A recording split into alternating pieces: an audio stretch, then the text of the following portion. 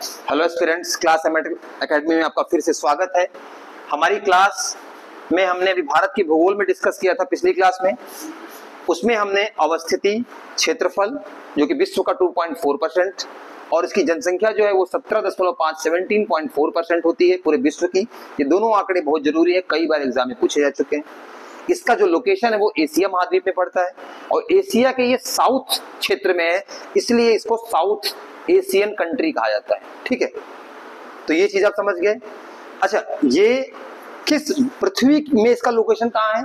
तो पृथ्वी में भारत जो है वो जो भूमध्य रेखा है, जो भूमध्य रेखा के उत्तरी भाग में है, इसलिए पृथ्वी को बोलते हैं कि ये उत्तरी गोलार्ध में है। पृथ्वी देखिए, ये जो पार्ट है ना, ये 0 डिग्री, ये काल्पनिक एक रेखा है, ये कोई रेखा बनी हुई नहीं है, ये हमने ही बनाई है। ठीक है, इसको बोलते हैं काल्पनिक रेखाएं। ऐसी रेखा जो पृथ्वी को मध्य भाग से काटे। देखिए, भूमध्य, दो शब्द पकड़िएगा। कई शब्द तो ऐसे हैं ना जो नाम से क्लियर कर देते हैं कि उनका मतलब क्या है। भू मध्य, भू मतलब पृथ्वी, मध्य मतलब उसका बीचों बीच, एकदम 1/2 पार्ट में जो बांटे। तो ये जो रेखा है इसको बोलते हैं भूमध्य रेखा, इंग्लिश में इक्वेटर। ये है 0 डिग्री। मैं आपको बताऊंगा कि ये 0 डिग्री या क्या बनाया जाता है। तो इसको बोला था कि 0 डिग्री पे और इधर से ऊपर बढ़ेंगे तो 90 डिग्री तक जाएगा। ये इसको जब मैं पृथ्वी का अक्षांश बताऊंगा तब बताऊंगा। तो भूमध्य रेखा क्या करती है? पृथ्वी को 2 बराबर भागों में बांटती है और जो नॉर्थ पार्ट में भाग है उसको बोलते हैं उत्तरी गोलार्ध, उत्तरी गोलार्ध। और जो साउथ पार्ट में इसको बोलते हैं दक्षिणी गोलार्ध। लिख लीजिएगा आप लोग। उत्तरी भाग में जो पृथ्वी का आधा भाग है उसको बोलते हैं उत्तरी गोलार्ध। इंग्लिश में बोलेंगे नॉर्दर्न हेमिस्फेयर और इसको बोलेंगे सदर्न हेमिस्फेयर। गोलार्ध मतलब देखिए, गोला मतलब पृथ्वी को दिखाता है, गोल अर्ध, अर्ध मतलब आधा। उत्तरी गोलार्ध, जो उत्तर का हिस्सा है आधा वो, जो दक्षिण का हिस्सा है आधा वो। तो भारत कहाँ है? भारत की स्थिति पृथ्वी में कहाँ है? भारत यहाँ पे लोकेट होता है, यहाँ पे भारत स्थित है, पूरा देश। तो ये कहाँ, किस गोलार्ध में हुआ? ये उत्तरी गोलार्ध में। तो भारत की लोकेशन देखिए, पृथ्वी में कहाँ पे है? उत्तरी गोलार्ध में। और पृथ्वी के महाद्वीपों में कहाँ है? एशिया महाद्वीप में। एशिया के किस भाग में है? दक्षिण भाग में, तो दक्षिण एशियन कंट्री। ठीक है, और इसी नाम पे आप एक अपना समूह भी बना हुआ है, SAARC, South Asian association of, जो रीजनल कोऑपरेशन के लिए बना। सार्क समूह जो है जिसमें इंडिया है, बांग्लादेश है, पाकिस्तान, ये सब है। तो इसी नाम पे, क्योंकि हम दक्षिण एशियाई देश हैं। ठीक, तो ये हमने लोकेशन आपको बता दी कि पृथ्वी में कहाँ है, महाद्वीपों में कहाँ है और कैसे है। ठीक है, अब हम बात करते हैं। मैंने पिछली क्लास में आपको दिशा के बारे में बता दिया कि जब भी दिशा का समझना हो तो ये वाला आप मैप बना लीजिएगा, नॉर्थ साउथ ईस्ट वेस्ट। ठीक, तो अब हम देखते हैं कि जो भारत है उसका जो विस्तार है वो अक्षांश और देशांतर रेखाओं के बीच कितना पड़ता है, क्योंकि कई बार सीधे ये डायरेक्ट डेटा पूछ ले जाते हैं कि ये इसका अक्षांशी विस्तार कितना है, इसका देशांतरी विस्तार कितना है, ये सीधा पूछा जाता है। अच्छा, अक्षांश और देशांतर क्या होते हैं मैं आपको पहले बता देता हूँ। ये आपने नोट, एक बार आप स्नैप ले लीजिए, फिर मैं इसको आगे कराता हूँ। फिर मैं इसको लोकेशन को समझाऊंगा कि भारत किस किस अक्षांश के बीच में क्यों पड़ता है और इसका क्या प्रभाव है। ठीक है, तो हम उसको अब रब कर रहे हैं। 2.4% एरिया का, 17.5% जनसंख्या का है। 2011 के अनुसार है, 27 वाली होनी बाकी है। अभी हमारी जनसंख्या कितनी हो गई है? करीब करीब 140 करोड़ के प्लस में अभी हम। तो ये जो परसेंटेज है वो आंकड़ा बदलेगा, ये 2011 का आंकड़ा है, लेकिन चूंकि अभी आया नहीं तो अभी हम इसे ही मान के चलते हैं ऑफिशियली। ठीक है, अब देखिए होता क्या है, जो अक्षांश और देशांतर है, जैसे ये पृथ्वी है ना, पृथ्वी ये हो गई भूमध्य रेखा, पृथ्वी को जो 2 बराबर भागों में बांटती है। ये क्या हो गया? नॉर्थ, ये हो गया साउथ। पृथ्वी की लोकेशन कहाँ है? पृथ्वी की लोकेशन करीब करीब ये ऐसे, पृथ्वी कह रहा हूँ, भारत की लोकेशन कहाँ कहाँ है? ये करीब करीब ऐसे है। अभी ये समझ के चलिए मोटे तौर पे आप। ठीक है, अब ये होता क्या है, अक्षांश रेखाएं क्या होती हैं? अक्षांश देखो, किसी पृथ्वी में लोकेशन देने के लिए 2 तरीके बनाए गए, एक अक्षांश, एक देशांतर। एक अक्षांश मैं आपको बताता हूं कि इसका क्या कैसे होता है, अक्षांश और दूसरा होता है देशांतर। इंग्लिश में इसको बोलते हैं लैटिट्यूड, इसको बोलते हैं लॉन्गिट्यूड, ठीक। अक्षांश और देशांतर। अब होता अक्षांश क्या है, जब आप पृथ्वी को भूमध्य रेखा से आधार मानकर और केंद्र बिंदु इसके केंद्र को मानते हैं और किसी जिस कोणीय दूरी में नापा जाता है किसी चीज को, किसी पॉइंट को, मान लो किसी चीज को नापना है कि यहाँ पे है तो कितने डिग्री पे है, तो यहाँ से यहाँ पे जाएगा और कितना डिग्री बना रहा है, तो ये हो गया कितना, जितना डिग्री बनाएगा वही इसका क्या हो जाएगा, अक्षांश। तो ऐसे डिग्रियों में नापा जाता है लोकेशन को। आप कभी गूगल मैप पे जाके देखिए तो वहां पे आपको ये अक्षांश और देशांतर में दिखता है, वो पूरा ये तुरंत गूगल मैप वहीं से लेता है कि कितने डिग्री पे ये है। उसमें देखेंगे ना, कभी लिखा रहेगा कि 83 डिग्री नॉर्थ और इतना मिनट, वो नापने का एक तरीका है। तो वो जो पहला दिखाता है वो नॉर्थ के रूप में जो दिखाता है वो अक्षांश होता है आपका, ठीक है। और देशांतर क्या होगा, देशांतर देखिए जब इसको रेफरेंस माना जाता है और जब हम वेस्ट टू ईस्ट में दूरी देखते हैं, लोकेशन देखते हैं कि यहां से इसको रेफरेंस मान के जब हम एंगल बनाते हैं ऐसे करके ऐसे करके ऐसे करके, तो अब ये 1 डिग्री फिर 2 डिग्री फिर 3 डिग्री, तो जिस डिग्री पे आएगा वो उसका क्या जाएगा, देशांतर कहा जाएगा, ठीक है। तो भूमध्य रेखा को जब रेफरेंस मान के एंगल के रूप में नापा जाएगा तो वो क्या होगा, अक्षांश। और जब देशांतर रेखा के जो ये मध्याह्न रेखा है उसको आधार मान के किया जाएगा तो वो होगा देशांतर। तो पृथ्वी का जो देशांतर और अक्षांश है, अब देखिए जैसे नापते नापते चले हम, तो पृथ्वी के जब इस एंगल पे पहुंचते हैं, पृथ्वी के भारत के इस एंगल पे पहुंचते हैं इस पे, तो अब जो डिग्री मिलेगी उसी को हम क्या कह देंगे, ये इतने अक्षांश पे है। तो भारत का जो ये बिंदु है ना वो 8 डिग्री नॉर्थ पे है, मतलब जब पृथ्वी आप बनाते हैं और ये 0 डिग्री है तो 8 डिग्री, तो मतलब करीब करीब यहाँ कहीं इसका आ रहा है, ऐसे लोकेशन होता है। तो ये 8 डिग्री क्या है, नॉर्थ जो है ये भारत का मुख्य भूमि का दक्षिणतम बिंदु है, जिसको क्या बोला जाता है, कन्याकुमारी। कहते नहीं कभी कभी हम कि कश्मीर से कन्याकुमारी, तो कश्मीर आपका मोटे तौर पे, देखिए कश्मीर बोलने को बोल जाता है कि मोटे तौर पे सबसे ऊपर है, लेकिन कश्मीर में भी एक पॉइंट ऐसा है जो सुदूर बिंदु है सबसे, तो ये हो गया कन्याकुमारी 8 डिग्री नॉर्थ। और जो सबसे ऊपर की जो हमारी क्या कहते हैं अक्षांश रेखा है वो कितनी है, 37 डिग्री 6 मिनट नॉर्थ। तो पृथ्वी कहाँ है, इस ये दिखाता है कि पृथ्वी हमारी नॉर्दर्न हेमिस्फीयर में है, उत्तरी गोलार्ध में है ये हमारा भारत। और इसका जो मुख्य भूमि का दक्षिणतम बिंदु है वो है कन्याकुमारी, और जो इसका ऊपर का बिंदु है जो नॉर्थ का मैक्सिमम ऊपर है, देखिए ये वाला पॉइंट जो है ना ये थोड़ा थोड़ा वेस्ट में घूम गया है। हम जब भी देखते हैं वो नॉर्थ में देखते हैं, तो नॉर्थ का मैक्सिमम अपर पॉइंट ये है हमारा, ये इसका नाम है इंदिरा कौल, इसका नाम याद रखिएगा इंदिरा कौल। ये सियाचिन लद्दाख में, एग्जाम में सीधा पूछ लेता है कि भारत का जो सबसे उत्तरी बिंदु है वो कौन सा है, इंदिरा कौल, और सबसे जो दक्षिणी बिंदु है मुख्य भूमि का वो है कन्याकुमारी। अच्छा एक पॉइंट आप याद रखिएगा, ये मिट गया, इंदिरा पॉइंट, ये जो बिंदु है ये अंडमान निकोबार में, जो ग्रेट निकोबार है ये तो हो गई भारत की मुख्य भूमि, लेकिन अंडमान निकोबार क्या है देश का, ये देश का क्या है, ये हमारा यूटी है। तो इसका जो बिंदु है दक्षिणतम, ये कन्याकुमारी से भी थोड़ा नीचे है, साउथ में है, नीचे कहने का मतलब वो और साउथ में है। तो अगर भारत के पूरे भूमि में कहा जाए कि सबसे दक्षिणतम बिंदु कौन सा है, तो वो होगा हमारा सबसे बिंदु कौन सा है दक्षिणतम, तो वो होगा इंदिरा पॉइंट। और मुख्य भूमि कही जाए तो वो क्या होगा, कन्याकुमारी। और सबसे उत्तरतम बिंदु क्या होगा, इंदिरा कौल।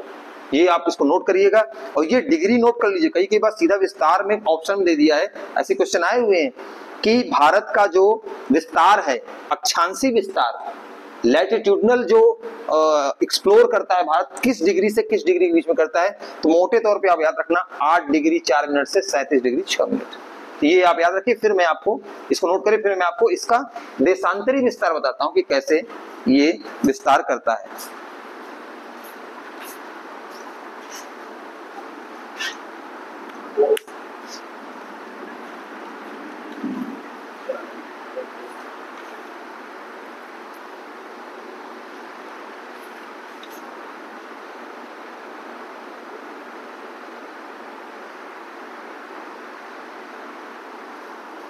ठीक, तो हम समझ गए सबसे उत्तरी बिंदु कौन सा है, इंदिरा कॉल, सियाचिन, लद्दाख। अगर कहेगा सबसे दक्षिणतम बिंदु पूरे भारत भूमि का, अगर ऐसा लिखे तो इंदिरा पॉइंट बोलना है। वो कहाँ है, ग्रेट निकोबार में। वो क्या है, एक यूटी है, यूनियन टेरिटरी है। लेकिन अगर कहेगा मुख्य भूमि, मुख्य भूमि की देखिए क्या होता है, पूरा भारत तो ये है, सबको ले लो क्योंकि ये भी भारत का हिस्सा है। लेकिन मुख्य भूमि कहने का मतलब होता है कि जो भारत की सीमाएं हैं उससे मुख्यतः जो जुड़ा हुआ है, क्योंकि ये तो हटके बना हुआ है, ये हटके है लेकिन ये भारत के क्षेत्र में है। तो मुख्य भूमि का दक्षिणतम बिंदु कन्याकुमारी है, जिसको केप कैमोरिन भी बोलते हैं, और पूरे भारत का जो दक्षिणतम बिंदु वो इंदिरा पॉइंट है। ठीक है, तो 8 डिग्री 4 मिनट कन्याकुमारी है। अच्छा, इंदिरा पॉइंट का जो है ये 6 डिग्री पे है, याद रखना, 6 डिग्री नॉर्थ, ये 6 डिग्री नॉर्थ पे है। तो भारत का अगर अक्षांशीय विस्तार देखा जाए तो करीब करीब कितना है, 8 डिग्री से 37, मतलब 29 डिग्री का विस्तार है। ठीक है, 29 डिग्री का अक्षांशीय विस्तार है। अब हम बात करेंगे भारत के जो सबसे पश्चिमी बिंदु है और जो सबसे पूर्वी बिंदु है। ठीक, तो भारत का जो पश्चिमी बिंदु है वो है गुहार मोती, जो कि गुजरात में पड़ता है। देखिए इसकी लोकेशन कहाँ है, गुजरात में। ये है गुहार मोती। क्वेश्चन सीधा यहाँ से आया हुआ है कि सबसे पश्चिमी बिंदु कौन सा है, तो वो है गुहार मोती, गुजरात। गुजरात में गु तो गुहार। और जो सबसे उत्तरी बिंदु है वो पड़ता है किबीथू, अरुणाचल प्रदेश में। कहाँ, किबीथू, अरुणाचल प्रदेश में। दोनों याद रखना, किबीथू, गुहार मोती। इंदिरा कॉल, इंदिरा पॉइंट, कन्याकुमारी, मुख्य भूमि का। ये 4-5 नाम आपको याद रहने चाहिए। अच्छा, ये चीजें हो गई। अब हम देखेंगे कि इसका जो लॉन्गिट्यूडनल विस्तार है, अर्थात देशांतरी विस्तार है। ठीक है, देशांतरी विस्तार कितना है, देशांतरी विस्तार है 68 डिग्री 7 मिनट ईस्ट से 97 डिग्री 5 मिनट ईस्ट तक। ठीक है, अच्छा, इसको हम ईस्ट कैसे बोल पा रहे हैं, हम कह रहे हैं ना कि भारत को हम ईस्ट में दिखा रहे हैं। हम कैसे दिखा पा रहे हैं कि हम ईस्ट में हैं? चक्कर क्या है इसमें, जब अक्षांश और देशांतर को डिसाइड किया जा रहा था तो उसका जो रेफरेंस पॉइंट लिया जाता है ना, वो लिया जाता है ब्रिटेन के ग्रीनविच सिटी से, और वो पड़ता है कहीं यहाँ, कहीं ये जो लाइन है यहाँ कहीं पड़ता है यूरोप, यहाँ से। तो अब इसमें क्या कहा गया कि इसके जो ईस्ट साइड है उसको ईस्टर्न पार्ट में बोला जाएगा, और इसके जो वेस्टर्न साइड है उसको वेस्टर्न पार्ट में बोला जाएगा। तो इसलिए भारत को हम ईस्ट में रख पाते हैं। ठीक है, भारत को हम कहते हैं ना कि पूरब में, पूर्वी देश है, पश्चिमी देश, तो ये डिसाइड वहीं से होता है, जो ग्रीनविच लाइन है वहां से उसको हम जब रेफरेंस मानते हैं तो ये लेके चला जाता है कि इधर का टाइम, इधर का जो दिशा होगा इसको हम पूर्व और उसको पश्चिम लेके चलते। ये एक मतलब समझिए कि सब देश मिलके ये संकल्पना माने हुए हैं, ऐसा कुछ है नहीं, क्योंकि गोले में क्या ईस्ट क्या वेस्ट, बट उसको चूंकि एक रेफरेंस पॉइंट को मान लिए हैं तो इस तरफ बढ़ने को हम ईस्ट कह रहे हैं, इस तरफ बढ़ने को हम वेस्ट कह रहे हैं। ठीक, तो ये आपने चीजें देखी कि इंदिरा कॉल, इंदिरा पॉइंट जब पूरे भूमि का कहेगा दक्षिणतम बिंदु, मुख्य भूमि का कन्याकुमारी, किबीथू ये हो गया, गुहार मोती ये हो गया। आपको ये लोकेशन हो गई। इसके बाद हमने विस्तार बताया 68 डिग्री 7 मिनट से 97 डिग्री। अच्छा, दोनों में 29 का करीब करीब अंतर है, ऊपर भी और नीचे भी, ध्यान रखना करीब करीब 29 डिग्री का अंतर दोनों में है।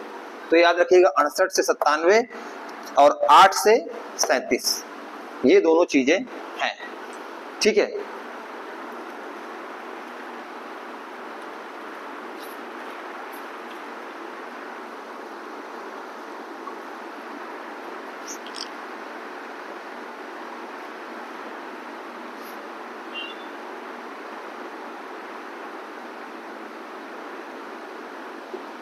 ये चीज आप नोट कर ली होंगी।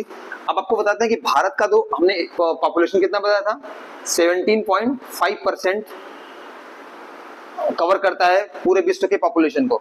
अच्छा, अब एक चीज याद रखिए कि जो भारत की जो एरिया है, भारत का जो एरिया है वो विश्व में किस स्थान पे आता है, ये भी आपको जानकारी रहनी चाहिए। पॉपुलेशन में इसमें भारत नंबर 1 पे है, तो आपको पता है पॉपुलेशन में भारत नंबर 1 पे है, ये पता है आपको। पॉपुलेशन में भारत नंबर 1 पे है, तो एरिया में आपको मैं बता दूं, एक शॉर्ट ट्रिक बता देता हूं, उससे आप याद रख लीजिएगा कि कौन से 7 तक आते हैं।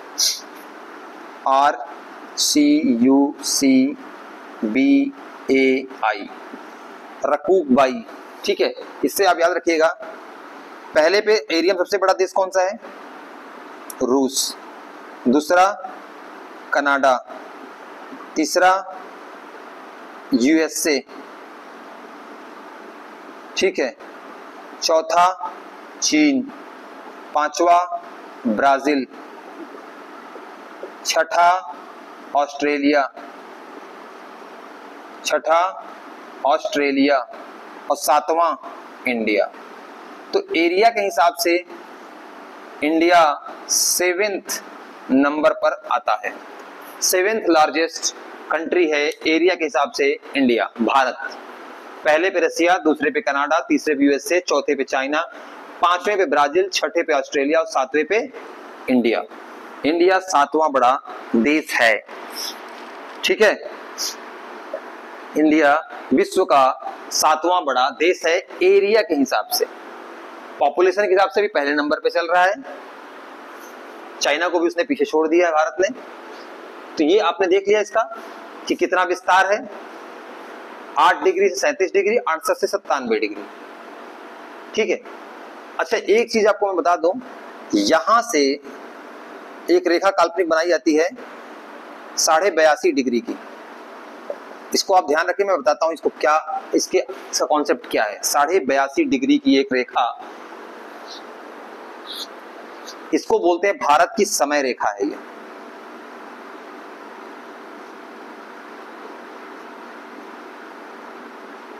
भारत की टाइमलाइन।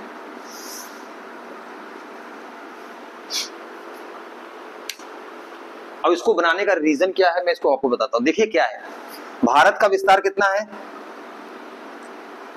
यहां से यहां तक, ठीक। अब होता क्या है, पृथ्वी, आप समझिए, मैं आपको बताता हूं कि टाइमलाइन बनाई क्यों जाती है। समय का जो सिस्टम है, पृथ्वी सूर्य के सामने से गुजरती है, ये रही पृथ्वी, सूर्य के सामने से गुजरती है, घूमती है, इसीलिए दिन और रात होते हैं। अब जो पृथ्वी का भाग पहले सूर्य के सामने आता है तो वहां सुबह पहले होती है, और जहां देर में आएगा वहां सुबह और देर होगी। तो होता क्या है कि भारत का जो ये क्षेत्र है, भारत का जो ये क्षेत्र है, यहां से और यहां तक में एक अच्छा खासा विस्तार है। तो अब इसमें क्या होता है, जब आप समय बनाते हैं तो इसमें यहाँ का सूर्योदय और यहाँ के सूर्योदय में काफी अंतर रहेगा, ठीक है। ये आप किबुथु ले लीजिए और ये गुहार मोती ले लीजिए, इन दोनों में काफी अंतर है।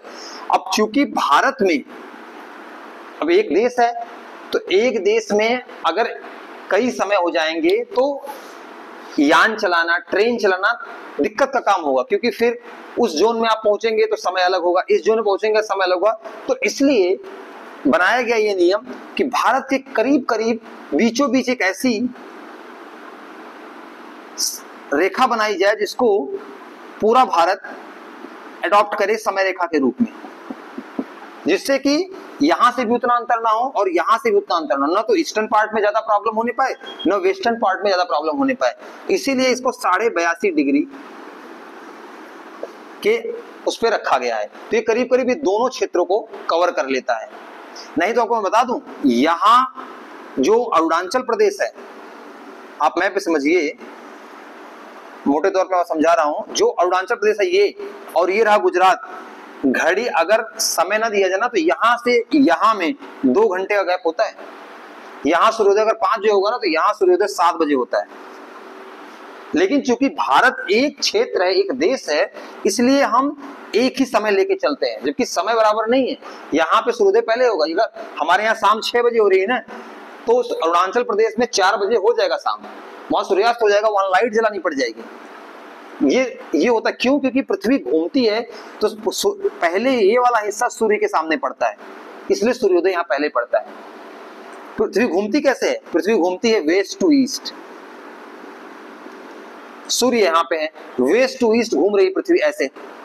तो पहले कौन पार्ट आएगा, ये, फिर धीरे धीरे सरकते सरकते ये, और जो जो सामने पार्ट आता जाएगा वो वहां दिन होता जाएगा। ऐसे ही दिन और रात की संकल्पना, जब मैं आपको पृथ्वी और सूर्य के बीच में संबंध बताऊंगा, उसमें बताऊंगा कि कैसे दिन और रात होते हैं। तो इसमें ऐसे ही होता है। तो यहाँ पे सूर्योदय पहले होता है, यहाँ सूर्योदय बाद में, इन दोनों के बीच में करीब करीब 2 घंटे का अंतर होता है। अब ये 2 घंटा करीब करीब क्यों आता है मैं आपको बताऊंगा कैलकुलेट करके, ठीक है। इसीलिए एक मध्याह्न रेखा को समय रेखा बनाया गया, जिससे कि पूरे देश में एक ज्यादा गैप इनसे भी ना रहे उत्तरी भाग से, और ना ज्यादा गैप पश्चिमी भाग से रहे, ठीक है। तो इसलिए बनाया गया है, और मैं आपको बताता हूं कि क्या इसके पीछे क्या कैलकुलेशन है, क्या चीजें, मैं आगे डिटेल में डिस्कस करूंगा। अच्छा, भारत का एरिया में कौन सा स्थान है, 7th। और मैंने एक शॉर्ट ट्रिक बताई, आप उसको याद रखिए, रकूक बाई। R for Russia, C for Canada, U for USA, C for फिर चाइना, ब्राजील, ऑस्ट्रेलिया, इंडिया। पहले स्थान पे एरिया में कौन है, रसिया सबसे बड़ा है, दूसरे नंबर पे कनाडा, तीसरे नंबर पे USA, चौथे नंबर पे चाइना, 5वें नंबर पे ब्राजील, 6ठे नंबर पे ऑस्ट्रेलिया और 7वें नंबर पे इंडिया। ये आप याद रखिएगा, कई बार क्वेश्चन पूछ देता है कि कौन सा देश, ऑर्डर पूछ लेता है, कई बार इंडिया की रैंकिंग पूछ लेता है। तो 7th लार्जेस्ट देश है एरिया के हिसाब से, पॉपुलेशन के हिसाब से पहला। तो हमने भारत के बारे में जनसंख्या की दृष्टि से, एरिया की दृष्टि से और अक्षांश और देशांतर की दृष्टि से देखा कि भारत कैसे कैसे विस्तार करता है, ठीक है। अच्छा, अब इससे रिलेटेड आपको मैं क्वेश्चन, क्योंकि अभी ये चैप्टर पहला है, तो आपको मैं क्वेश्चन बता दूं कि क्वेश्चन आते कैसे, इससे रिलेटेड क्वेश्चन जो आए हुए हैं, उससे आपको समझ में आएगा कि हाँ, हमें किस प्रकार से तैयारी करनी है ज्योग्राफी की। क्योंकि मैं चाहता हूं कि आपकी ज्योग्राफी बिल्कुल ऐसी हो जाए कि आप क्वेश्चन देखते ही सॉल्व करें उसको, आपको कंफ्यूजन ना रहे, कॉन्सेप्चुअल क्लैरिटी रहे, फैक्चुअल क्लैरिटी रहे, दोनों। देखिए, जब तक दोनों क्लैरिटी नहीं होगी तब तक क्वेश्चन सॉल्व नहीं होगा। कॉन्सेप्चुअल से आपको समझ में आता है, जैसे मैंने आपको बताया नहीं कि यहाँ दिन पहले हो जाता है, यहाँ रात, यहाँ सुबह बाद में होता है। क्यों होता है, क्योंकि पृथ्वी का रोटेशन होता है। जब मैं आपको पढ़ाऊंगा तो मैं आप ग्लोब लेके आऊंगा, एक ग्लोब में आपको दिखाऊंगा कि कैसे घूमती है पृथ्वी और कैसे एंगल पे झुकी हुई है, किस प्रकार से दिन रात होता है, कैसे मौसम चेंज होता है, मौसम का चेंज होना, ठंडी गर्मी कैसे आती है पृथ्वी पे, मैं उसको भी ग्लोब के द्वारा समझाऊंगा, ठीक है। तो ये चीज मैंने आपको यही समझाई कि कैसे कैसे किया थी। अब हम इससे रिलेटेड क्वेश्चन देखते हैं कि कैसे क्वेश्चन फ्रेम हुए, ठीक है। तो क्वेश्चन आप लोग नोट भी कर सकते हैं या आप सुनिए, आप उसको समझिए कि हाँ कैसे क्वेश्चन आए हुए हैं। देखिए, पहला क्वेश्चन जो आया हुआ है मेरे पास, एक PYQ है UPPCS 2006 का, ठीक है। UPPCS 2006 का PYQ है। इसमें है पहला क्वेश्चन, इसमें 4 ऑप्शन दिए गए हैं। इसमें पूछा गया है कि भारत के बारे में कौन सा सही है। तो पहला ऑप्शन है, भारत विश्व का 5वां बड़ा देश है। अभी हमने बताया विश्व का 7वां बड़ा देश है, तो पहला ऑप्शन कट हो गया वहीं।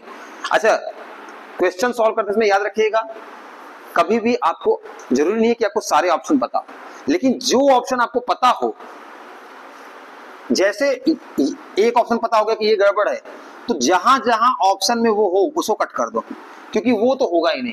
अब बचेगा जो, उसी में से आंसर निकालना है। तो इसे बोलते हैं एलिमिनेशन टेक्निक। तो ये आपको फॉलो करनी है, एग्जाम में बहुत काम आता है। कम से कम 8 से 10 क्वेश्चन आपको सॉल्व करा देगा, जहां पे आपको पूरी नॉलेज नहीं थी बट आपने क्वेश्चन सॉल्व कर लिया।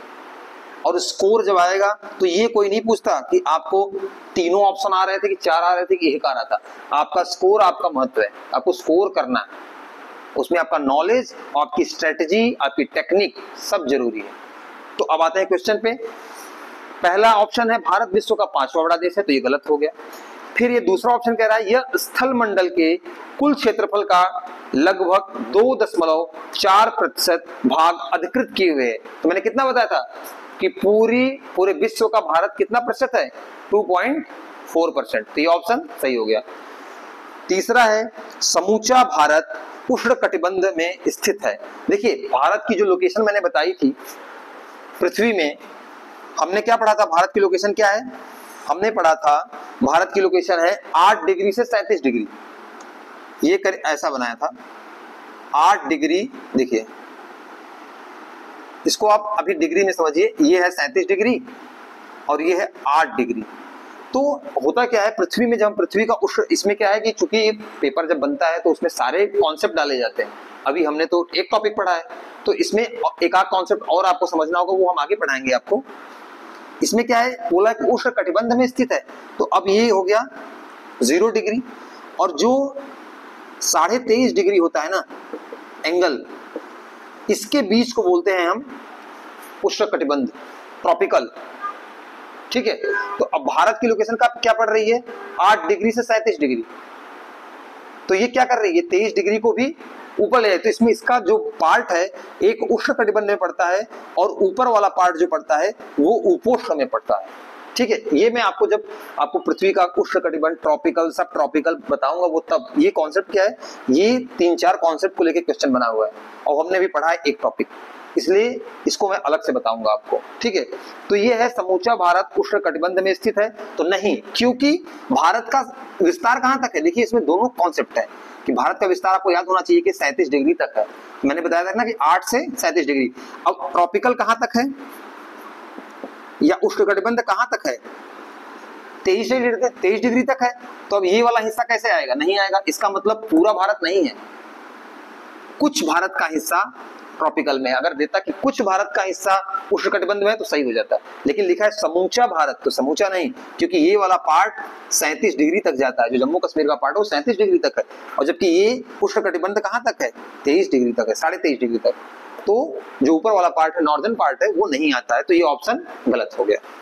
ठीक, फिर लिख रहा है 82 डिग्री 30 मिनट पूर्वी देशांतर का उपयोग भारतीय मानक समय को निर्धारित करने के लिए किया जाता है। बिल्कुल सही, मैंने आपको बताया था कि 82.5 डिग्री जो भारत का जो मानक समय रेखा है वो 82.5 डिग्री है, 82 डिग्री 30 मिनट। तो ये ऑप्शन सही हो गया। ठीक, ये यूपीपीसीएस 2006 का क्वेश्चन है। तो ऐसे ही देखिए, हमें क्वेश्चन सॉल्व करने से क्या मालूम पड़ता है, हमें मालूम पड़ता है कि किस लेवल के क्वेश्चन बन सकते हैं। ठीक है, अच्छा, अब चूंकि और कॉन्सेप्ट आप बाद में पढ़ेंगे, जो कॉन्सेप्ट हमने पढ़ा है उससे रिलेटेड हमने क्वेश्चन आपको दिखाया। अब एक नया क्वेश्चन हम देखते हैं, झारखंड पीसीएस 2016 का है।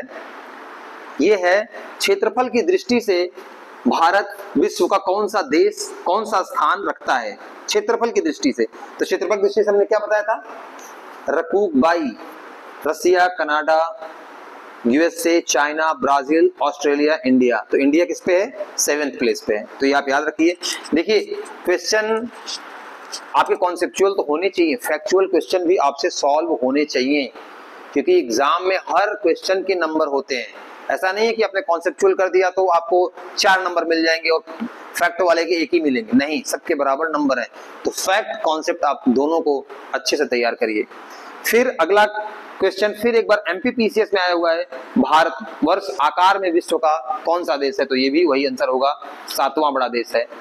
अच्छा, एक आया है बीपीएससी 1994 में, बीपीएससी 1994 में क्वेश्चन आया है कि भारत एरिया में तो 2.4% है, लिख दिया। अच्छा, उसमें लिखा है क्वेश्चन में कि भारत एरिया का 2.4% है, तथा भारत जनसंख्या का कितना है ये पूछा है।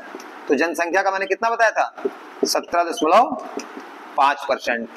ठीक है, तो उसमें जो 17 के आसपास है वो ऑप्शन आपका सही हो जाएगा। ये बीपीएससी में क्वेश्चन आया हुआ है, इसको नोट कर लीजिए। बिहार पीसीएस नजदीक है, इसलिए इसको आप ऐसे इंपॉर्टेंट हो जाता है।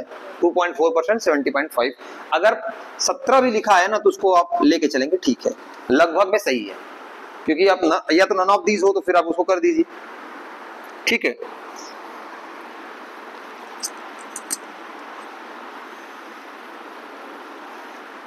अब आता है, अब क्वेश्चन बीपीएससी 1994 में ही एक क्वेश्चन और पूछा है। क्या है, बीपीएससी 1994 में क्वेश्चन पूछा हुआ है, क्या पूछा है कि भारतीय विस्तार कहां तक है, भारतीय विस्तार जो है वो कहां तक है। उसका विस्तार का ऑप्शन दिया है 37 डिग्री उत्तर से 8 डिग्री दक्षिण के बीच में, 37 डिग्री उत्तर से 8 डिग्री दक्षिण के बीच में, फिर वो थोड़ा मिनट का अंतर कर दिया है। फिर लिखा है 37 डिग्री 17 मिनट उत्तर से 8 डिग्री 28 मिनट उत्तर के बीच। ठीक है, 8 डिग्री 28 मिनट उत्तर के बीच। तो अब इसमें आपका देखिए, जहां भी जब भी विस्तार के बारे में बात करें तो पृथ्वी का जो अक्षांशीय विस्तार है वो नॉर्थ टू नॉर्थ है, तो जहां साउथ वाला ऑप्शन आएगा वो कट जाएगा। तो नॉर्थ टू नॉर्थ में आप याद रखिए 8 डिग्री 4 मिनट से 37 डिग्री 6 मिनट। आप याद रखिएगा जो भारत का विस्तार है वो 8 डिग्री 6 मिनट से 37 डिग्री 4 मिनट का है, ये याद रखिएगा। ये और ये मुख्य भूमि का पूछ रहा है, ठीक है ना। 37 डिग्री 8 डिग्री, अच्छा सॉरी 4 मिनट है, 8 डिग्री 4 मिनट से 37, ये उल्टा हो गया, 8 डिग्री 4 मिनट से 37 डिग्री 6 मिनट का विस्तार है इसके बीच में।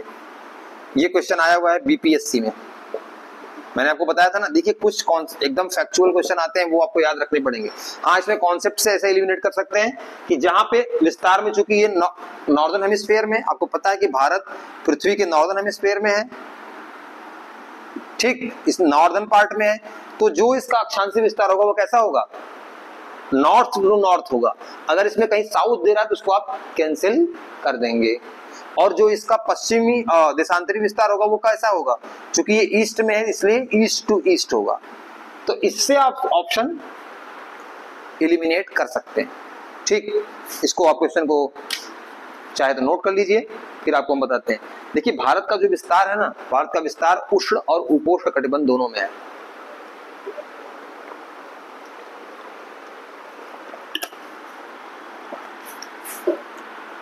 देखिए उष्ण उपोष्ण का जो कॉन्सेप्ट मैं आपको बता दूं वो ऐसा है कुछ,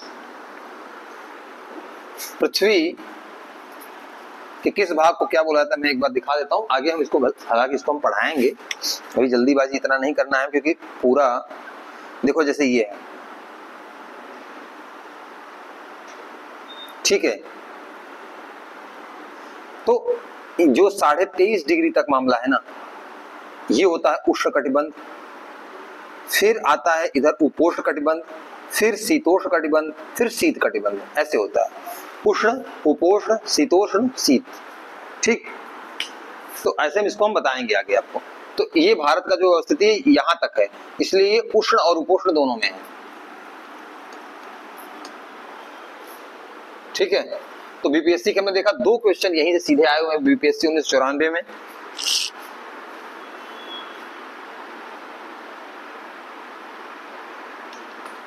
अच्छा, अब कई क्वेश्चन आपके इसके जो मैंने आपको बिंदु बताया था उससे रिलेटेड भी पूछे गए हैं कि जो भारत का मुख्य भूमि का दक्षिणतम बिंदु क्या है, तो दक्षिणतम बिंदु क्या है उसका मुख्य भाग का, कन्याकुमारी कैप कॉमोरिन। और जो पूरी भूमि का, भारत की संपूर्ण भूमि का दक्षिणतम बिंदु है वो क्या है, इंदिरा पॉइंट। उत्तरतम बिंदु कौन सा है, इंदिरा कौल लद्दाख में। वो सबसे पश्चिमी बिंदु क्या है, वो है गुहार मोती गुजरात। सबसे पूर्वी बिंदु क्या है, वो है इंदिरा क्या है किबिथु। कहाँ पड़ता है, अरुणाचल प्रदेश में पड़ता है। कहाँ पड़ता है, अरुणाचल प्रदेश में पड़ता है, ठीक।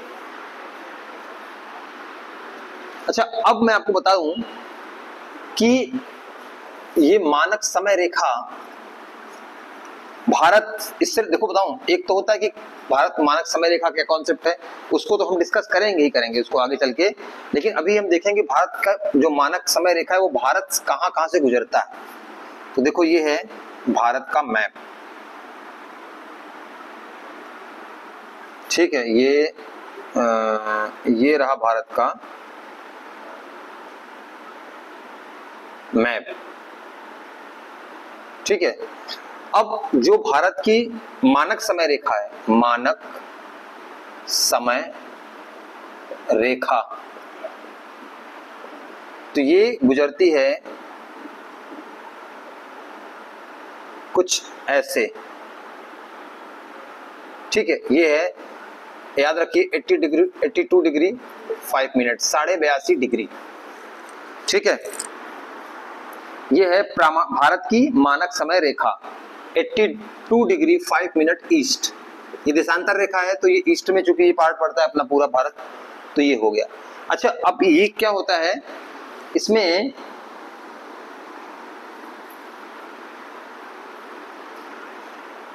होता क्या है, इसमें ये क्वेश्चन बनता है कि किस किस राज्य से होके गुजरती है। ठीक है, किस किस राज्य से होके गुजरती। तो ये आपको मैं लोकेशन बता दूं,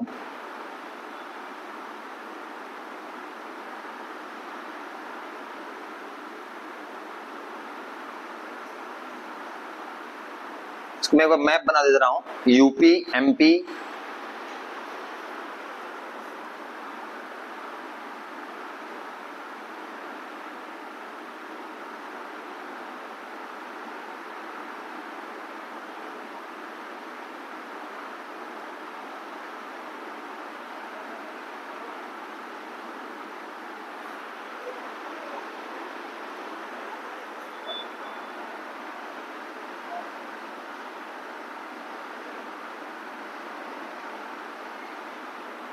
ठीक है। तो मैं आपको बताता हूँ कि कौन कौन से राज्य से गुजरती है। तो ये है मध्याह्न रेखा। ये देखो गुजरती कहाँ से, ये आपकी प्रयागराज के नैनी से होके गुजरती है। ये प्रयागराज देखिए यहाँ पे पड़ता है ना, प्रयागराज के नैनी, प्रयागराज के नैनी से होके गुजरती है। तो ये पहला राज्य कौन सा हो गया, मानक समय रेखा कहां से गुजरती है, पहला हो गया उत्तर प्रदेश। दूसरा ये है आपका मध्य प्रदेश। ठीक है, ये है मध्य प्रदेश राज्य। यूपी और एमपी सटा हुआ है, मध्य प्रदेश। अच्छा, मध्य प्रदेश से ही निकला हुआ है कौन सा, छत्तीसगढ़। तो छत्तीसगढ़।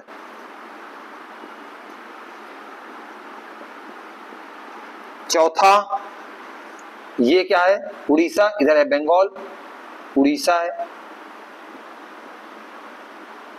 तो ये हो गया उड़ीसा।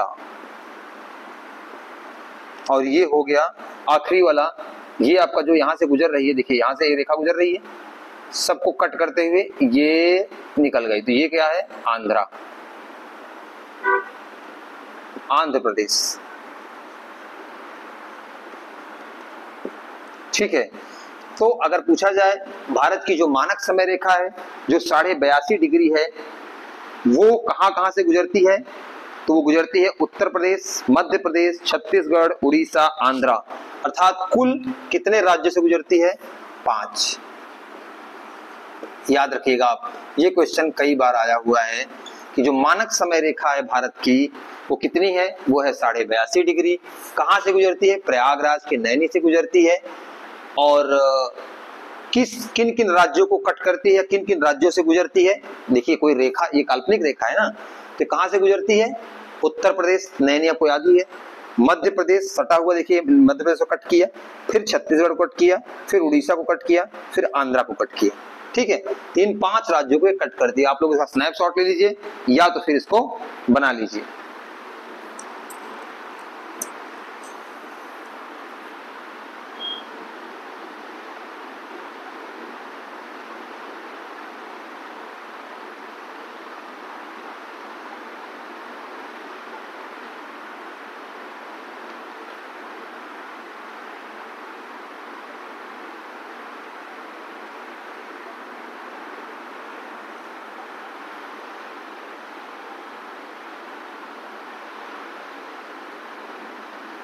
ठीक है, इसको आप देख लीजिए कहां से गुजरती है। आप इसको नोट कर लीजिए, फिर मैं आपको बताता हूं कि यहाँ पे 82.5 डिग्री का जो कॉन्सेप्ट है वो आता कहां से है। देखिए एक तो ये है कि भारत के लिए ये यूजफुल हो जाती है क्योंकि ये दोनों से भारत के उत्तरतम और दक्षिणतम बिंदु से करीब करीब बीच में पड़ती है। दूसरा इसके पीछे कॉन्सेप्ट क्या है मैं आपको बताता हूं। देखिए जो भारत, ये पृथ्वी है, जब मानक समय रेखा बनाई गई तो जो यूरोप का जो ग्रीनविच है वहां बनाया गया 0 डिग्री। ठीक है, इसको आप बनाइए, पृथ्वी बनाइए, फिर इसके बाद इसमें 0 डिग्री बनाइए। जिसको बोलते हैं मानक ग्रीनविच टाइम भी बोलते हैं, ग्रीनविच मीन टाइम जिसको बोलते हैं, ग्रीनविच मीन टाइम। ठीक है, ये है कितने पे, 0 डिग्री पे। ठीक, अब क्या होता है, भारत कहाँ है, भारत यहां कहीं है। ठीक, अब होता क्या है, जब समय रेखा बनाने के लिए कमेटी बैठी और जब दुनिया भर के विशेषज्ञों की कमेटी बैठी ग्रीनविच में, तो इन्होंने बोला कि 7.5 डिग्री के मल्टीपल में हमें रेखाओं को बांटना है। कितने पे, 7.5 डिग्री, मतलब 7 डिग्री 5 मिनट, 7 डिग्री 5 मिनट की रेखाओं में हमें बांटना है। ठीक, 7 डिग्री 5 मिनट के। तो ये क्या है, जो भारत है, यहां से आप चलेंगे तो भारत पड़ता कितने पे है, इसका जो लगभग मध्य होता है वो 82.5 डिग्री पे पड़ता है। ठीक है, इसके गुणक के रूप में।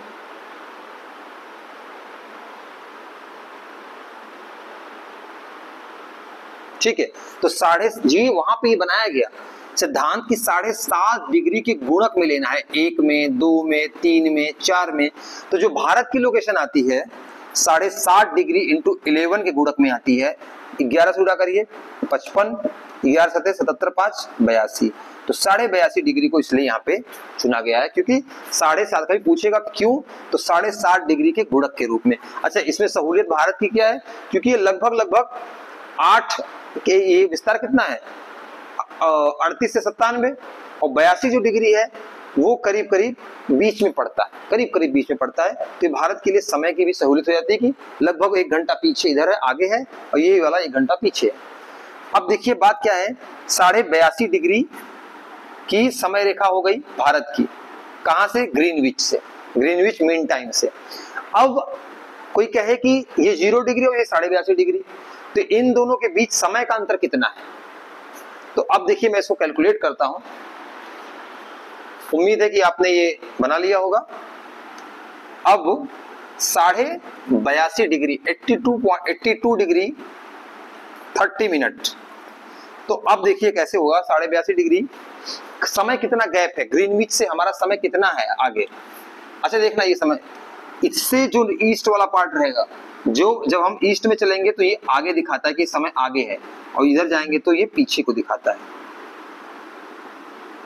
ठीक है, तो अब क्यों, क्योंकि जब वेस्ट से ईस्ट पृथ्वी घूमती है तो पहले ये आता है, बाद में ये हिस्सा आता है, तो ये आगे समय चल रहा है, इसका समय आगे रहता है। अब होता क्या है, 0 से 82 डिग्री हो गई, तो आपको पता है पृथ्वी जब पूरी घूमती है तो कितना घूमेगी। अगर पृथ्वी ऐसी है और ये पूरा घूम जाए अपने इसी बिंदु पे, तो एक चक्कर पूरा काटेगी, तो दिन और रात पूरा होगा, तो एक चक्कर काटने में कितना होता है, 360 डिग्री, और समय कितना लगता है, 24 घंटा। 360 डिग्री और 24 घंटा। तो अब ये देखिए कि 360 डिग्री कितना हो गया, 24 घंटा के बराबर। तो 1 डिग्री कितना होगा, 24/360। इसको काटिए, 1 डिग्री हो गया कितना, 1/15 घंटा। 1 डिग्री हो गया 1/15 घंटा, अर्थात 1/15 इंटू 60 मिनट। ठीक, 15 चौका 60, मतलब अगर पृथ्वी 1 डिग्री घूमती है तो 4 मिनट का गैप होता है उसमें, 4 मिनट समय आगे या पीछे होता है अगर 1 मिनट घूमेगी पृथ्वी। अब 4 मिनट है, आप अपना जो ग्रीनविच टाइम से वो कितना दूरी पे है, 82.5 डिग्री। तो 82.5 degree, 1 degree 4 minute, 1 degree 4 minute, तो 82.5 डिग्री, तो 82.5 डिग्री क्या कहते हैं, 82.5 डिग्री घूमेगी तो कितना हो जाएगा, 82.5 इंटू 4। ठीक, तो समय कितना निकलेगा 4 मिनट से, 4 पंचे 20, 4 दूनी 8 2 10, 4 अठे 32, 1 35, 330 मिनट। 330 मिनट हम ग्रीनविच से आगे हैं। ठीक, कितना है 330 मिनट। अच्छा 330 मिनट को घंटा में परिवर्तित करो तो 60 मिनट का 1 घंटा, तो 330 डिवाइड बाई 60 तो कितना हो जाएगा 6 पंचे 30, 6 पंचे 30, 5.5 घंटा। ठीक है, 5 घंटा 30 मिनट, 5 घंटा 30 मिनट हमारा जो भारत है, वो भारत का जो मानक समय रेखा है, हमारी जो भारतीय समय रेखा है या भारत का समय है, वो ग्रीनविच मीन टाइम से हम 5 घंटा 30 मिनट आगे। ठीक, अब इसको आप नोट कर लीजिए, कैसे मैंने कैलकुलेट किया आपको समझ में आ गया होगा।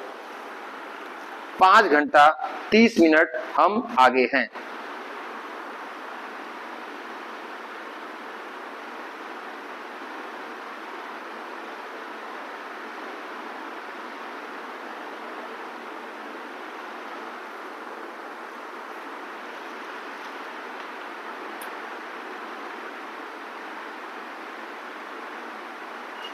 ठीक है, कितना आगे हैं हम 5 घंटा 30 मिनट।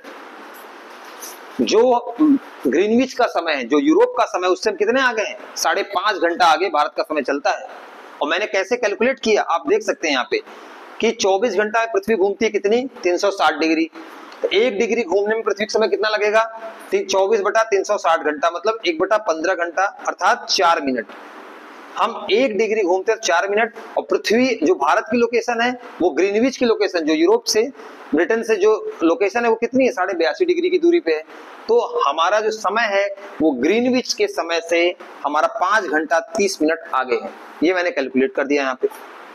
ठीक है, और ये आगे हम क्यों बोल रहे हैं, क्योंकि पृथ्वी का जो घूर्णन है वो वेस्ट टू ईस्ट होता है। पृथ्वी ऐसे घूमती है, अगर मान लीजिए ये ईस्ट है, ये वेस्ट है, ये ईस्ट है, तो पृथ्वी अगर मान लीजिए कोई गोला नहीं है यहाँ पे, मैं आपको बताता, जैसे ये देखिए, ये मान लो इसे गोला मान लीजिए भी, ठीक, कुछ समय के लिए। तो पृथ्वी का जो घूर्णन होगा ना, और ये वेस्ट है ये ईस्ट, तो पृथ्वी ऐसे घूमेगी, ऐसे। अब देखिए, अगर मान लो यहाँ पे अब ईस्ट में कौन सा है अरुणाचल प्रदेश, तो जब पृथ्वी घूमेगी और सूर्य यहाँ पे है, तो जो घूमेगी तो सबसे पहला ये कौन सा एरिया पृथ्वी सूर्य के सामने आएगा, यही वाला। और जो पृथ्वी जो भारत के अन्य भाग हैं, जो गुजरात, वो 2 घंटे बाद आएंगे इसके सामने। तो यहाँ 2 घंटा दिन लेट होगा, इसलिए हमारा समय जो है वो पश्चिमी देशों के समय से पहले हमारा समय आता है। ठीक है, ऐसे ऐसे करके। इसीलिए मैं यहाँ कह रहा हूँ कि हमारा जो समय है यूरोप के ग्रीनविच से, ब्रिटेन के ग्रीनविच से 5.5 घंटा आगे। ठीक है, आप समझ रहे होंगे। जब ग्लोब लाऊंगा तो मैं और समझा दूंगा आपको, इसका एक चैप्टर अलग से आएगा। ठीक, तो आप ये समझ चुके होंगे कि कैसे भारत का जो मानक समय है 82.5 डिग्री क्यों रखा गया। उसके पीछे 2 रीजन है। एक तो ये है कि 60.5 डिग्री के मल्टीपल में ही रखना है। जो हमारी कमेटी बनी थी समय को निर्धारित करने वाली पूरे विश्व की, उसमें सहमति बनी, पहली बार 7.5 होनी चाहिए, तो 7.5 के मल्टीपल में ये पहुंचता है भारत में 7.5 × 11 82। दूसरी बात, चूंकि भारत में गुजरात और अरुणाचल प्रदेश के बीच में 2 घंटे का समय पड़ता है सूर्योदय और सूर्यास्त का। सूर्योदय के बीच में जो 2 घंटे का गैप है सूर्यास्त के, तो भारत के लिए जो व्यापारिक कार्य हैं, जो यातायात के कार्य हैं, वो सुचारू रूप से हो सके एक ही समय में, इसलिए हमने इसके माध्य समय को चुना है, वो है 82.5 डिग्री। ठीक है, इस पे जो समय होगा उसी को हम पूरे भारत में लागू करते हैं।